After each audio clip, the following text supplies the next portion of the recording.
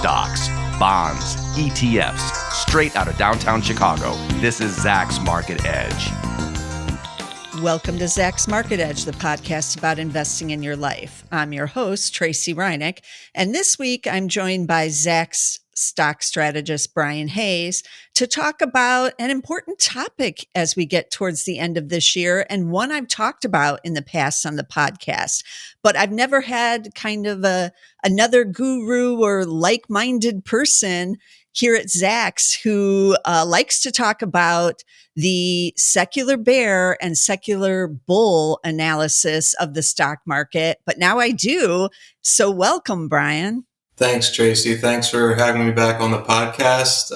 It's a great topic, and I think listeners will really get some good info out of it. Yeah, me too. I've been promoting it on Twitter, so I hope it lives up to the expectations. But let's first discuss what is a secular bull and secular bear market, because everybody kind of knows, or at least I hope they know, bull and bear. But what are we even talking about when we say secular in front of those? What does that mean? Sure. So we can differentiate between secular and cyclical. So a secular market is defined as a broad expansion in the economy, typically sees corporate profits rising, associated technological developments, and it's driven by these forces that can be in place for many years. Secular bull markets can last 15, 20 years or even longer. On the flip side, secular bear markets are typically flagged by declining corporate earnings in the economy, leads to weak investor sentiment. Stocks typically experience long periods of consolidation and selling pressure over an extended period of time. And then on the cyclical end, cyclical periods can be thought of as counter trend moves, so up and down within the longer term secular trends. Cyclical markets are shorter in duration and depth, and they're often confined to a narrower segment of the economy. And they can include both recessions and expansions. So again, shorter in duration for cyclical markets. And we can see within those secular or cyclical markets, we can see things like recessions, things like earnings declines. So as part of our discussion today, we're going to delve into the idea of whether or not last year's bear market was a cyclical bear market within a long-term secular trend, or whether we've reversed now into a secular bear. But we saw last year, even though we didn't officially get the recession association, we did have those two back-to-back declines in GDP. We did see earnings declines as well. So that's really, the major difference between the secular and cyclical markets. Yeah, that's a good analysis. And for people, just wondering how it affects them, well, it's the difference between 1982 to 2000's market, which was a secular bull market that averaged, 20% on the S&P 500 over those 18 years versus 2000 to 2012, which was terrible. And, I've been investing long enough to remember all the headlines in 2010 where they were, if you invested $10,000 in the S&P 500 in 2000, it's now still worth $10,000 in 2010. That kind of headline is a sign of a secular bear, as you just described, a market that really doesn't go anywhere, even though it did hit new highs in 2007. But that's also kind of a sign when it hits it and it doesn't break out and breaks down instead of out again, that you are in one of these, what I deem as terrible secular bears, because I do have the memories of the last one we were just in. But we were in the bull, although interestingly, I did have a debate with a lot of people in the 2015, 2016 time period when we had the manufacturing recession. We did have somewhat of a contraction in the economy, but not a full-fledged recession, that possibly we were still in the secular bear, even years into that one. There were still some people who thought, like, we did have stocks start to break down a bit. We didn't get as many new all-time highs during that time period. And some people were still thinking that we could still be in the bear. That's how long it kind of takes to know whether or not you're in one or the other, I feel. Also, in the prior bears, or at least the 1970s one, we hit new all-time highs twice in that period and then finally broke out the third time. And so a lot of people just assumed in the 2000 bear market, we would have to do the same. So we hit new all-time highs in 2007 and everyone was waiting for the next all-time high, which was 2013. But then they thought it would break down again like it did in the 70s, and we'd need to wait longer before we had the ultimate breakout. I think that's where even myself, I was like, well, maybe this is a fake out rally in 2014, 2015. But no, it turns out that wasn't a fake out. We were in a new secular bull. And one good way I feel that you can tell, even if you're not looking at the actual charts, is by looking at new all-time highs on the S&P 500. So we brought on the video portion of the podcast a nice little chart that we put together that lists out from 1929 the all-time highs of the year, and we put the new highs are in green on the chart, and then you'll see where we don't hit one. Obviously, it has a zero there. But this kind of tells you pretty clearly where you see secular bulls and secular bears, because in the bull, obviously, you're hitting new all-time highs continuously or relatively continuously. So you can see new all-time highs. There were 45 in 1929. That was the end of the last bullish period there. And then you didn't get any. That's what's amazing when you look at this actual chart. So from 1930 to 1953, there's just zeros. So if you're just listening to this, you're not missing anything because it's just zeros all along the board there. That was the longest bear market we've had in the last 100 years. But then you see the change over in 1954. So we had 27 new highs. 1955, 49 new highs, 1956, 14. So suddenly, stock investors had to be, taking notice if there were any left in the game at that point. But 1957, you had a big zero there. So I'm sure there was some panic that, hey, maybe the bad times aren't over because we suddenly have zero, but they returned again in 58, 59. There were a few more zeros in there. We did have, a bull market going on there through the mid into the late 1960s. And you can see new all-time highs from 1963 to 1968 on the chart. And then that's right around the time when Warren Buffett said, like, I can't find anything to invest in. It's gone crazy. And I'm giving back all the money to my investors because there isn't anything out there.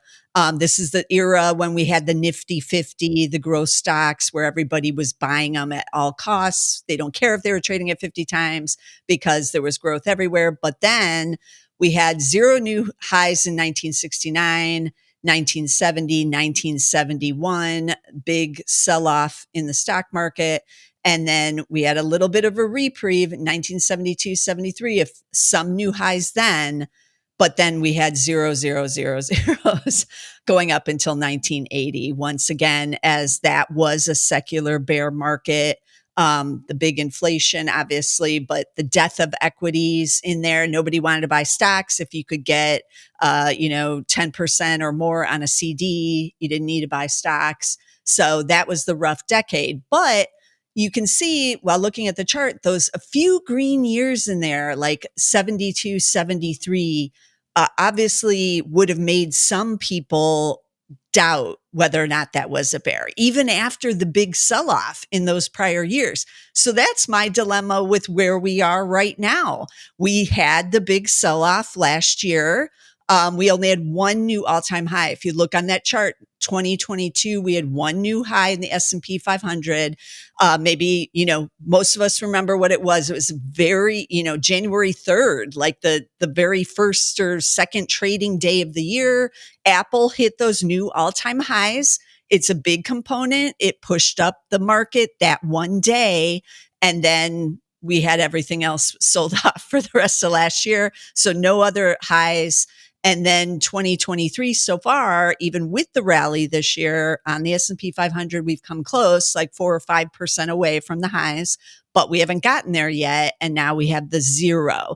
So I know some of us, myself included, are thinking, is this like, are we still in this bull that started in like around 2013?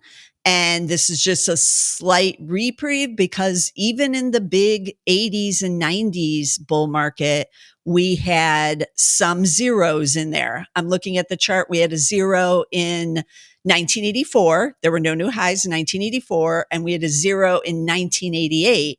No new highs in 1988 either. And it kept going.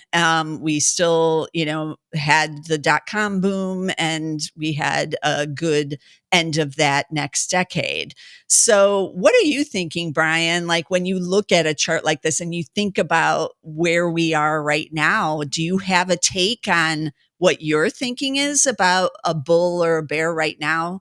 Yeah, and great analysis, by the way, on this. And that was one of the things I wanted to point out, was that even after, for example, the secular breakout in 1982, we had those years like 84 and 88 with zero new highs. Similarly, if you go back to the breakout around 1950, we had zero new highs in 1957, 1960, and 1962. So, after such a long period, like I look at starting in 1989 all the way to 2000, that was 11, 12 years or so where we had new highs every single year. And we've just gone through a very similar stretch.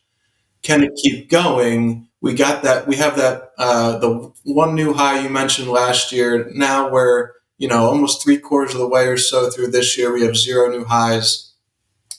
This makes me think that the longer we go without making new highs, especially if we go throughout this entire year and into next year and we get another zero, I think that will start the trend, because when you get two new zeros in a row, this chart tends to make us believe that bad things are coming, right? Um, where do we see really two zeros in a row where we were in a secular bull? If it's there, it's very infrequent. So um, Yeah, because even the early 1960s, we see 1960s, it was zero, but it rebounded in 61 with 53 new all-time highs. And then it had another zero in 62, but then it rebounded again with 12, and then it went numerous years with new all-time highs. So we didn't actually see anything like back to back. It does tend in bull markets to rebound pretty swiftly and then keep that momentum. And then absolutely. and it does the opposite in the bears, unfortunately, where it doesn't do that. It tries to rebound, but the rebound always tends to break down. Yes. I think one of the reasons why this is such a great topic is because coming off of last year's bear market, and whenever we hit these transitional periods, it's always unclear at first, right? Things are always more clear in hindsight, but because we're in this era with where we have conflicting evidence, we have limited historical examples in terms of the type of environment that we're in. Um, it's a very sound question to ask, and I don't think that there's enough evidence one way or the other to completely say where we've resumed the secular bull or we have begun a secular bear. Although I have to say I'm leaning one way more than the other. Okay, which way are you leaning? So I think as we take all of the evidence into account, I'm leaning the direction that we have resumed the secular bullish trend that broke out in 2013. So it's unfortunate that the major indices haven't hit a new high in 2023, but we are seeing some positive trends. So earnings estimates, which Zacks is well known for, have stabilized with a host of sectors like technology and consumer discretionary now witnessing positive revisions. So I think the rally this year in a lot of sectors, not just technology, has been supported by fundamentals. Another big theme, and I know you've touched on this in the past, Tracy, is demographics. So, when we go back to that 1982 secular breakout, that's when the baby boomers were really moving into their peak spending and earning years. And after that, really good things happened in the stock market, right? And millennials now are at a similar juncture as a group. They've entered their prime earning and spending years. And then another related topic is, as the baby boomers were beginning to leave their sweet spot of earning and spending years in the year 2000, that's when the oldest baby boomers began to retire. Defensive bonds, really came to the forefront, and when you look at the ratio between stocks and bonds really took over, in that bearish period for equities in 2000. And it's logical, right? As baby boomers began to retire, their need for fixed income securities in their portfolio increases. But when we look at that ratio today, what's happening? Stocks are surging relative to bonds, even though bonds are, giving us a pretty solid return, right? From a nominal perspective, anyway. But again, the ratio is broken out in favor of stocks. That's another data point that I think suggests that we are resuming the secular bullish trend.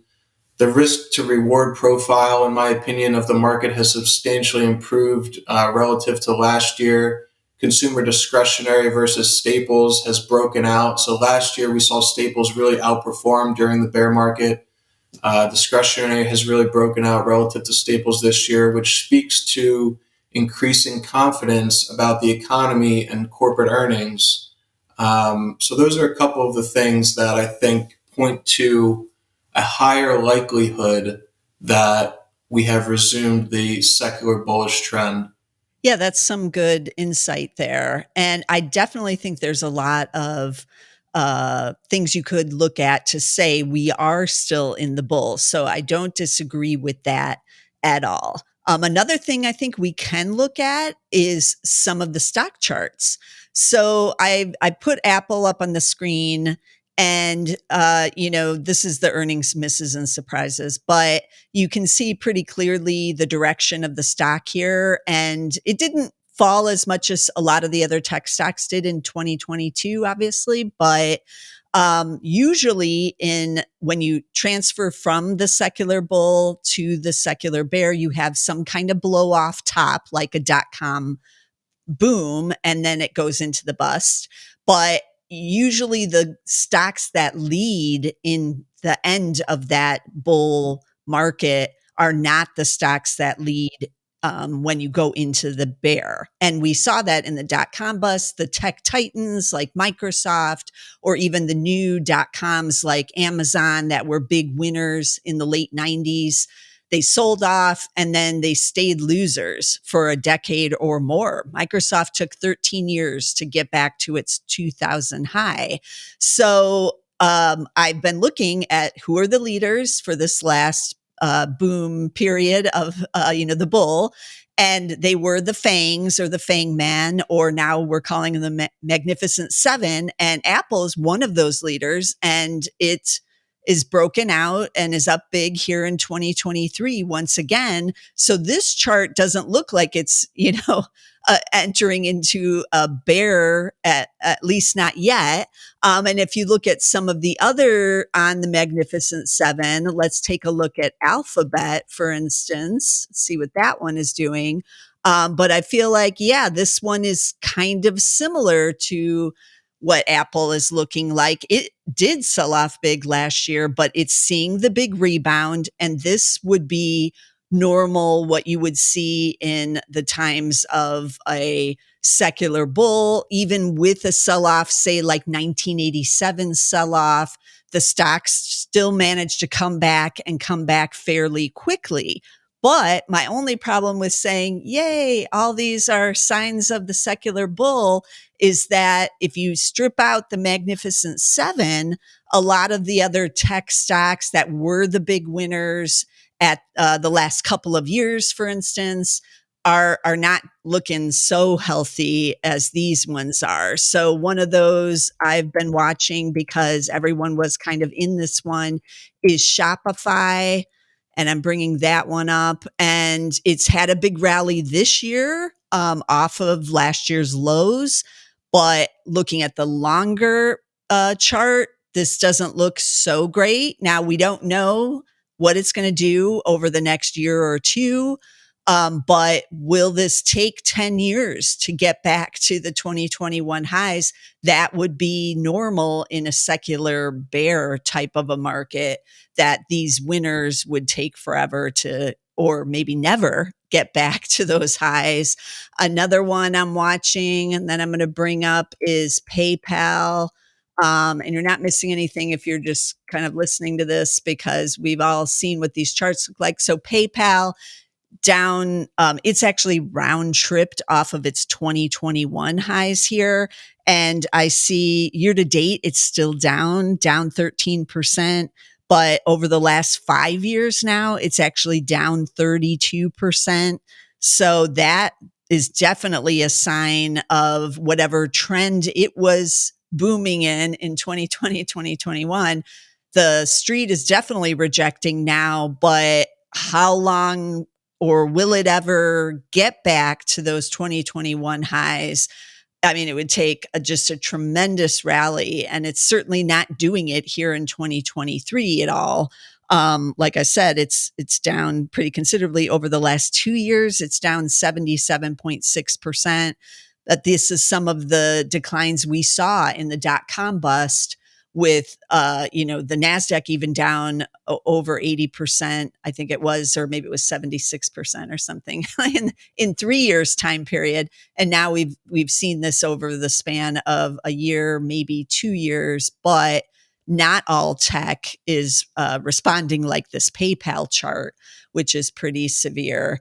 But again, these are just a few that I've pulled out. You could make the same argument on the opposite side, like Brian was making, and I made about Apple and Alphabet, those charts looking very bullish, and that they've returned somewhat to their, kind of booming type of momentum. Another one I wanted to take a look at real quick was Tesla, because no stock really represented the last decade as much as Tesla. It was down on its luck for many, many years.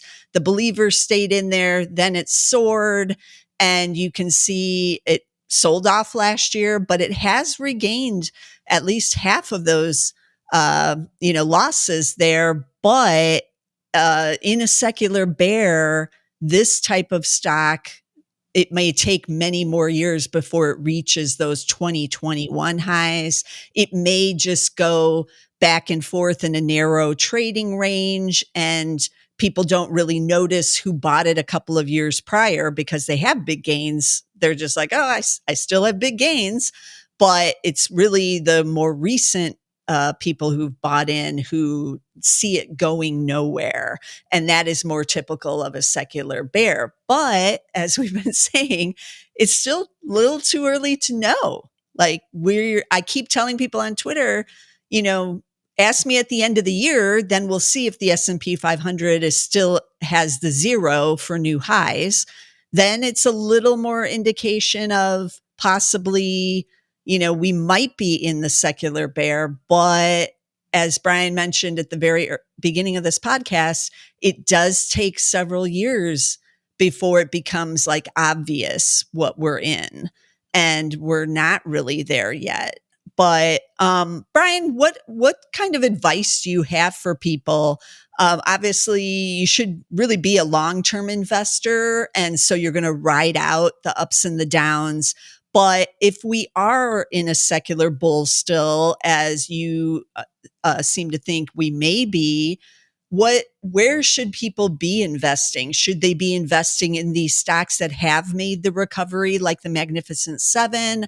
Should they be looking at like some other group of stocks? Because I know in the 1980s, when we had the sell-off and around the recession around 1990, there were a group of stocks like the drug stocks that took kind of control, or, in addition to tech and .com, which came a little bit later. But the drug stocks really had a big decade in the 1990s. So there was rotation into those after a little bit of bump in the road there in the late 1980s in that bull market. Should we be looking for a new industry outside of tech to lead the second leg up on this bull if we're still in it? Yeah, so assuming we are still in it, I think there's a couple points to note here. So just really quickly going back to the individual stocks that you laid out, a stock like Shopify, for example, I'm just taking a quick look here, and from around 2016 to the peak in 2021, it soared about 4,000%. And then peak to trough last year dropped over 80% of its value. So it's going to have just inherently a much more difficult time getting back to those highs, even though it's risen, over 100% off the lows here, than let's say an Apple or Google that still lost substantial value last year, but doesn't have as much room to make up. Now, in terms of what we should be targeting if the secular bull remains intact, of course, I do think that some Magnificent Seven exposure is warranted. NVIDIA seems to be one of the leaders this year, although it's pulled back, and I think it has some short-term downside ahead. But going back, and when we look at history, we see that no 2 decades really show back-to-back themes of outperformance. So you mentioned Japanese stocks, several decades ago. In the early 2000s, or in the 2000s, we had emerging markets really outperform. The 2010s was big tech. What's going to really be the theme in the 2020s? And, we've had mixed evidence so far, I would say. But with the onset of artificial intelligence, I really do think that tech will still be at the forefront. It just might not be big tech. And sure, big tech will have plenty of exposure to AI, and some companies are dominating the space right now, like NVIDIA. We talked about how Alphabet was even doing really well into September as the market has pulled back. But I think what it's going to be are the companies that we haven't really heard of yet that are flying under the radar, and they're really just starting to come into play. When you go back and you look at Apple in the 90s and Amazon in the late 90s, these companies really evolved over time. Amazon started as an online bookstore. And that's what I think when we look back, 10, 20 years from now, I think the companies that are small companies at the current time, they're relatively unknown. and they're going to be hard to discover until they really begin making waves and we really see them popping up on our lists of earnings estimate revisions and relative outperformance. Those are the things to really look for to try to uncover these stocks. So I think, those relatively unknown artificial intelligence companies are going to dominate the 2020s. Okay. I definitely think, AI could be a driver to keep us out of a secular bear, perhaps, because it did take a number of years. Let's see, it was at least almost a decade before we had the next great thing in tech or anything really, after the dot-com bust. So there was still some innovation in there. There was still, Amazon made the Kindle. Then we got the phone in 2007, and that was kind of the turning point. Then we got social media, and with Facebook coming into being at the end of that decade, really. And so then that was the next thing that, drove into the bull, but it took a couple of years. But this AI thing is real and there's real earnings and revenue behind it already. And so, yeah, it's possible that this kind of momentum could be, enough to keep the rest of the market out of some kind of secular bearish type scenario. I put up the chart of NVIDIA for those watching on the video, just to kind of show again, this is the earnings surprise and just the earnings surprise chart. But you can see they had those two misses in 2022. It had sold off, but then we had the big turnaround with everybody ordering the chips for the AI. And now the stock has soared to all-time highs here. But I also think this chart is interesting from a secular bear and bull analysis as well, because you normally, NVIDIA was still a winner of the last decade as well. Even with last year's sell-off, it's been one of the best performing stocks of the last 20 years, really. And now to see it hitting these new highs again, is a very secular bullish indicator, I think. But I also think it's kind of actually a good thing that the stock is kind of paused here, even after the big earnings beats and the revenue revisions much higher than anybody was thinking. And there is some doubt out there about NVIDIA able to sustain this level. So that's a good thing. So the market's not too overly bullish here. It is being cautious even on these big winner stocks. And that could be helpful going forward too. But if you're in a bear, I have lightened up on some of the Magnificent Seven stocks. I agree with Brian that I think you should still be owners of them, but I've cut back on my position size because in a bear, those are not the ones that are going to lead. But what will, we don't know yet for sure. In the 2000 uh, uh, bear, there were bulls within that bear, but it was in housing because remember the housing bubble started during that decade and kind of raged. So the home builder stocks did well. Home Depot did really well in the 2000s.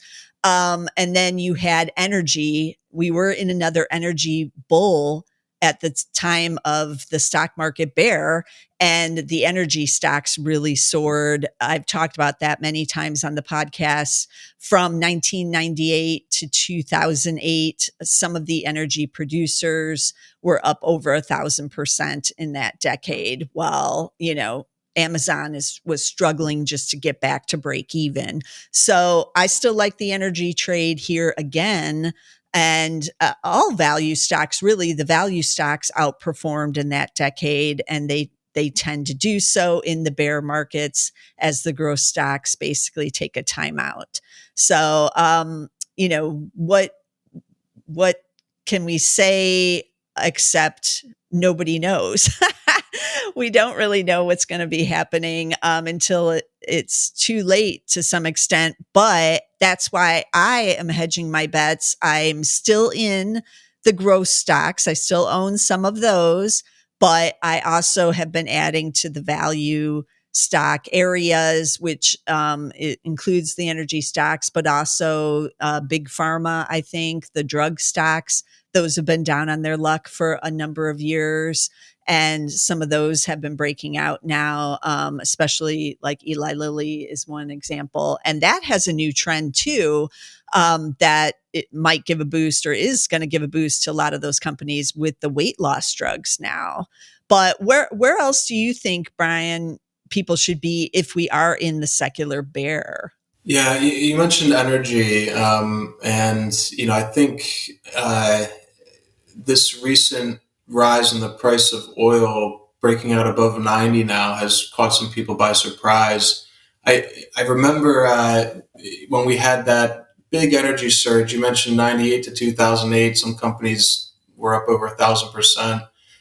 I can recall very clearly. I was interning at an investment bank on Wall Street, and everyone was going nuts because oil was, I think it was around 150 a barrel or so, um, and companies were just going through the roof. But yeah, if the secular bear is the case here, I do really like energy.